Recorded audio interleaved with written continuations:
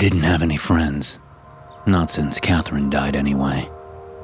But as I watched Detective Montgomery lick the tobacco leaf in his hands to roll his own cigarette, I realized he might be the closest thing I had to one. Which would have been sad, perhaps downright tragic. But strangely, I felt comforted by the notion. We didn't speak on a daily basis or anything, not even close. But he'd pop in once a month to check up on me. My wife had been a classmate of his from back in high school, and after her murder, he requested the case. After her funeral 3 years ago, it seemed like the entire town checked in on me. She had been the opposite of me, where I was quiet and kept to myself. She was bright, bubbly, and consumed with conversation. She lived in the small town all her life, and I was an ex-military brat turned shut-in writer. Catherine had been friends to many, and well-liked by even more.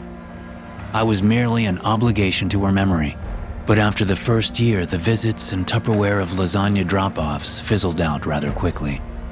Not that I could blame them. I didn't offer anything in the form of positive addition to their lives. People are only happy to give as long as they are receiving something in return. And a year probably seemed like long enough to help out her widow, or at least long enough for that feel-good Christian glow that they craved to fade away. But I think if they'd known the entire truth of the situation, I'd probably have gotten a little more sympathy. If they'd known Catherine was secretly a pretty fucked up person, which was something I hadn't even known until the end, they might not hold her memory on a pedestal. I surely didn't. I watched as my friend twitched his mustache over the butt of an American Spirit as a red cherry of ember glowed to life. "Well, James, it's that time of year again, I'm afraid," he murmured, spilling a cloud of smoke that floated across the porch. "Yeah," I replied, rocking in my chair and turning my head to stare off into the pines across the way. "Any bets on what it'll be this year?" "Maybe a gray one." "Wasn't it a gray one the year before last?" "No, it was black." The detective grunted, shook his head, and took another long drag. My wife had been having a secret affair with an inmate at Green Haven Penitentiary. I would have called it the strangest midlife crisis ever. But the things she wrote to him were pretty vulgar and downright obsessive, leading me to believe she'd always been mentally disturbed and had just been good at hiding it. I'd researched women who had fallen in love with murderers for a while after it happened. Ted Bundy had received a plethora of fan mail from female fans declaring their undying love to him in the 70s. It was a strange phenomenon, but not one I'd ever thought to have experienced in my own home. Catherine had been a psychologist and had a small practice in town, but she'd done contract work with Green Haven in the next county over, and that's when she met Billy Walters, a man who'd killed at least a dozen people, leaving a trail of death and mayhem up the East Coast in the early 2000s. Sometimes I wondered if the only reason she married me in the first place was because I was a fictional true crime writer. She always insisted on being my editor and devoured everything I put down on paper. It had felt like love, at least in the beginning. Something had gone wrong in their relationship though, apparently, because he stabbed her 17 times with a toothbrush that had been sharpened into a shank at their last session. It was enough to speed up his legal processes to death row, and he was finally going to be put to death by Christmas this year. I'd been devastated, of course, when I'd first heard the news of my wife's murder. I remember weeping for days. But after I discovered the nature of their relationship, the tears gave way to confusion and anger, and then finally disgust. Still, I couldn't bring myself to allow the truth to become public, and kept it disclosed between myself, the warden, and Detective Montgomery. But now, every Halloween, a dead cat was left on my porch steps. It was symbolic. He called her his kitty cat in their love letters. We didn't have any proof or knowledge on how he was doing it, but a stray cat full of puncture wounds would show up all the same. "You're right, it was black," he said after a long silence of reflection. "At least this should be the last year," I sighed. The relief of Billy's last breath couldn't come soon enough. And may he rot in hell. The detective raised up the glass of scotch I'd poured for him as a toast. I grabbed mine from the railing and held it high to return the gesture. The liquor burned on the way down and warmed my belly. You know, I could still put up those cameras and maybe catch the little shit that's leaving corpses on your doorstep. Nah, I don't like the idea of being watched. You know that. Well, I'll still have a squad car patrol the neighborhood tonight just in case. You still got that 38? Yep. Sits on the nightstand. Thank you.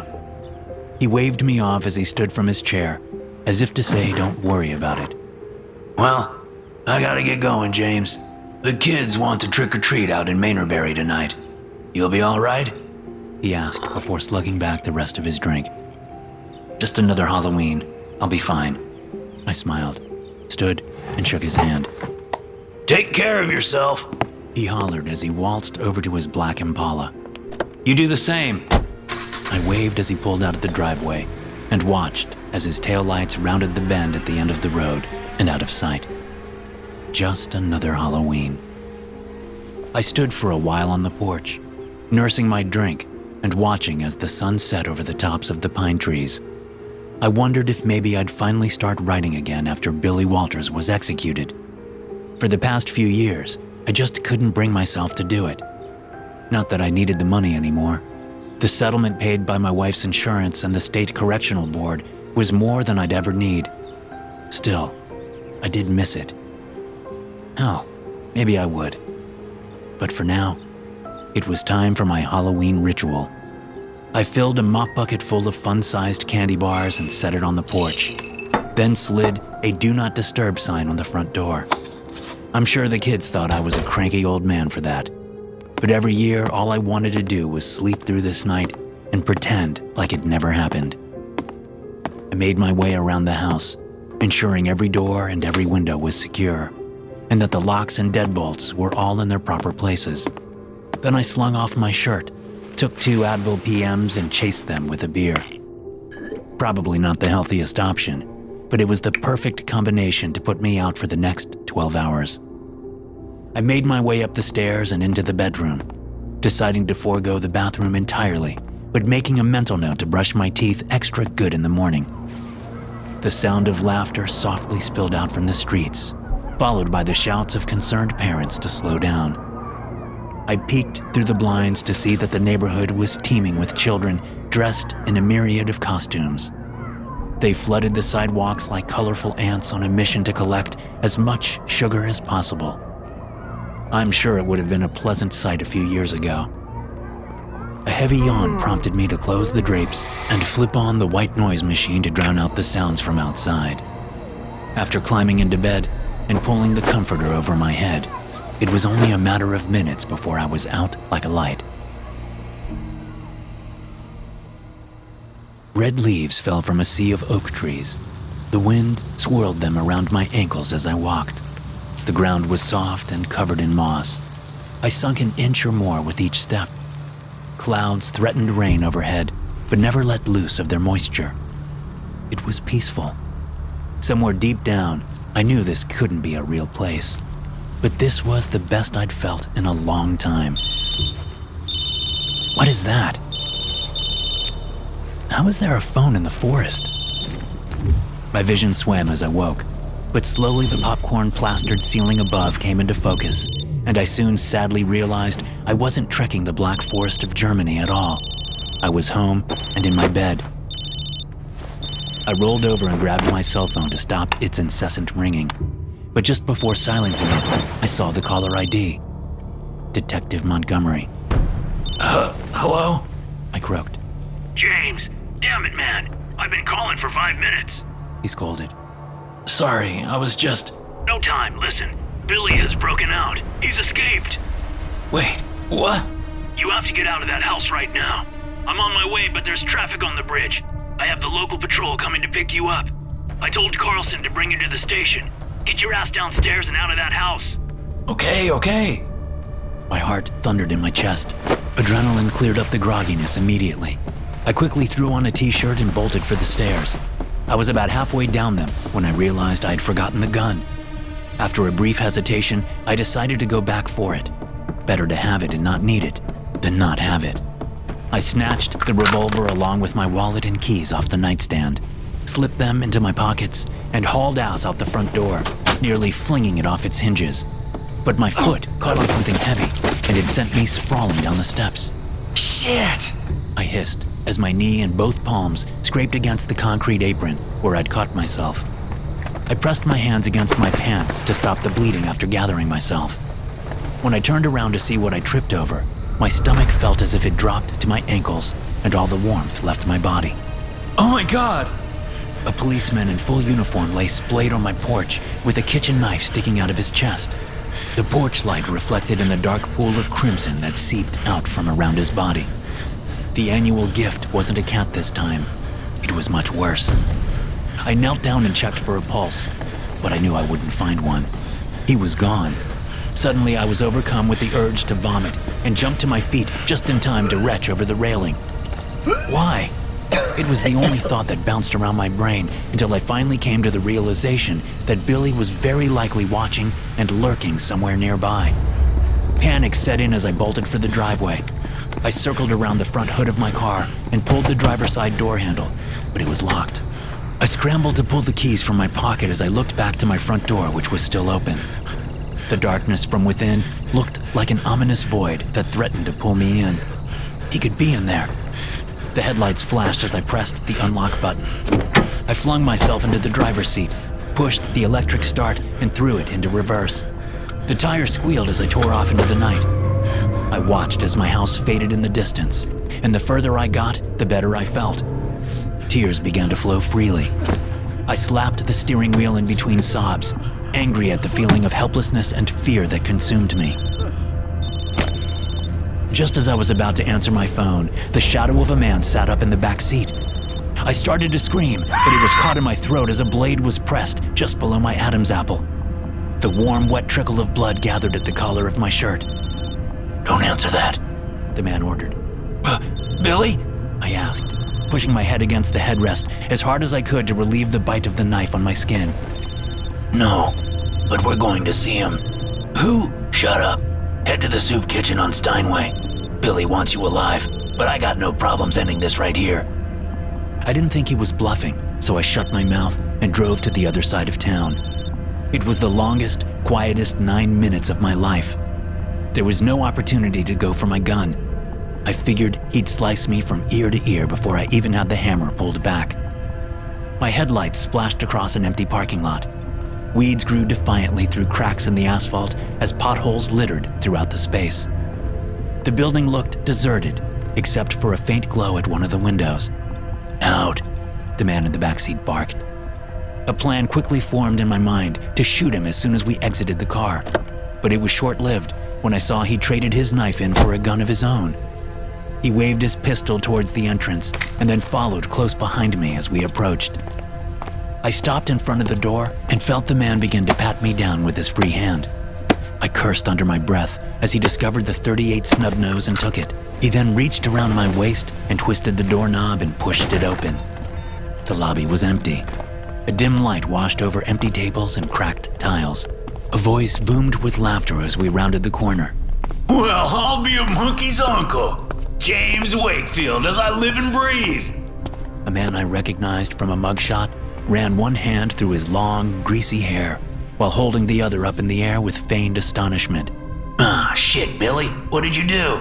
The man who led me in by gunpoint groaned as he pointed at the body of an elderly Asian man slumped in the corner. His head was twisted at a harsh angle. I suspected his neck had been broken. Calm down, Marcus. Just some unexpected company. It's what we do. Billy shrugged as if to say no big deal. Look, man, I already killed a cop for you. We even now. And I do appreciate it, my brother. We both know the only good cop is a dead cop.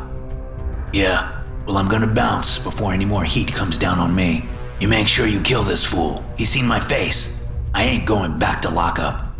Don't worry, my friend. He'll be dead before daylight. You have my word. Billy crossed his heart with his index finger.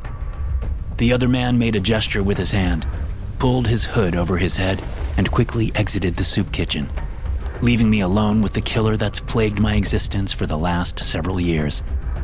Jamie, Jamie, Jamie. At last. Billy hoisted himself up on the service counter and gently kicked his feet like a giddy child. What do you want with me? I asked. Oh boy, where to begin? First, did you like the cats? His eyes sparkled with madness as a grin crept across his face. No, I didn't. Ah, that's too bad. It was an homage to our girl, Kitty Cat. Oh man, and was she a real wildcat in the sack. You had your hands full, my friend. I'm not your friend. Anger roiled in my gut. Easy there, cowboy. We'll get to that in a bit. I just want to have a chat first. He chuckled, looking at my clenched fists. So talk. You see, she loved me too. Both of us, I think. I kinda got the idea she was two different people in that head of hers. Maybe you got the vanilla Catherine, and I got the dark chocolate kitty cat. Regardless, she always knew the blind spots in the therapy room, where we could, without the cameras picking up on us. I felt sick. I felt fear, and I felt rage all at the same time. My knees shook uncontrollably.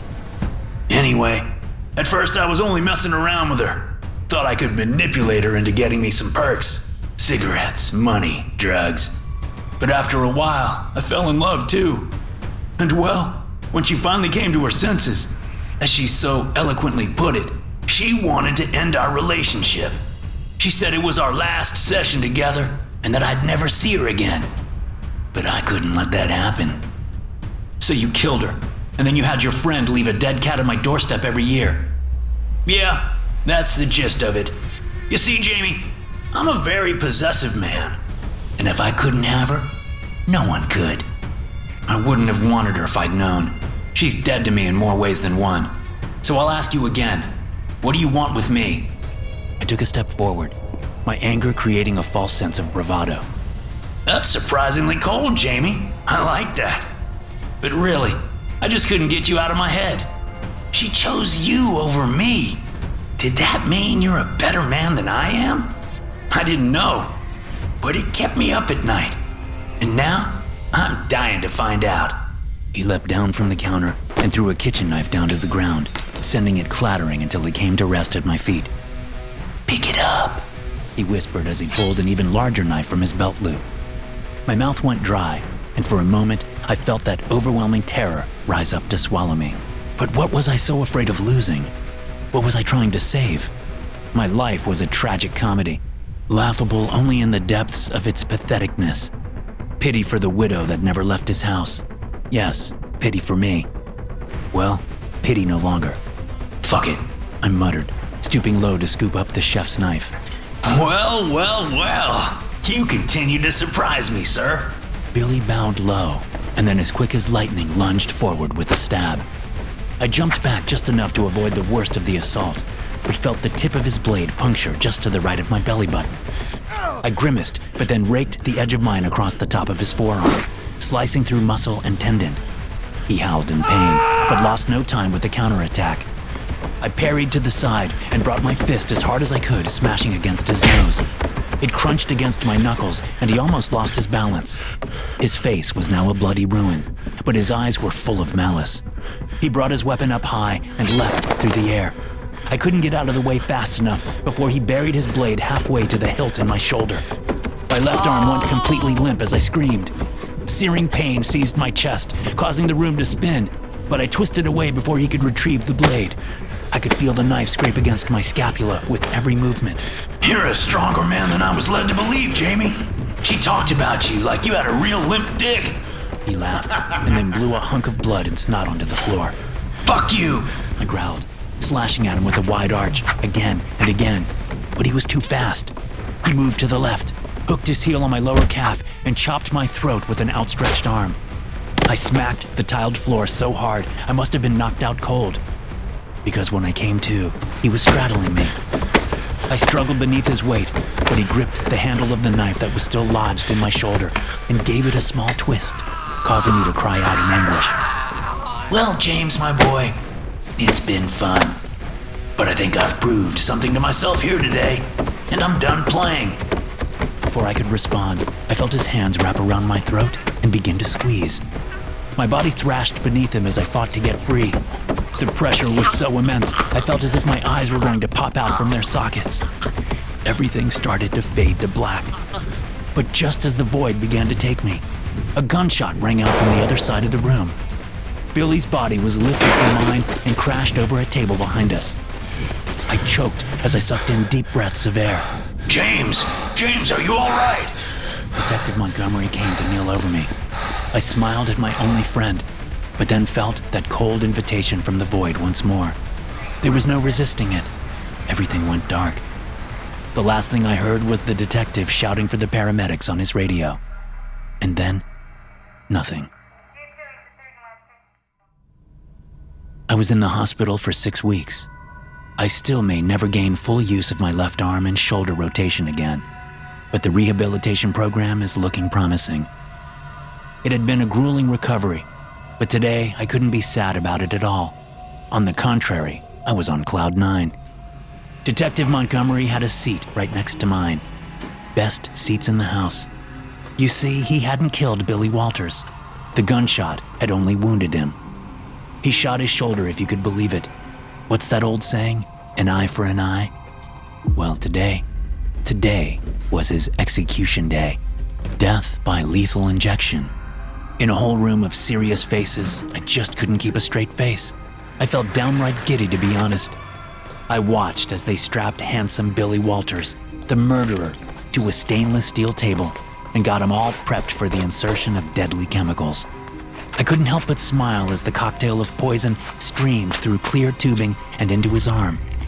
Just as they entered his bloodstream, he rolled his head to the side, and for a moment we locked eyes.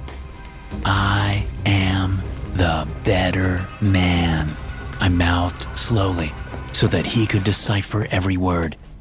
That same malice returned to his eyes just for a second before they fluttered closed and he was gone.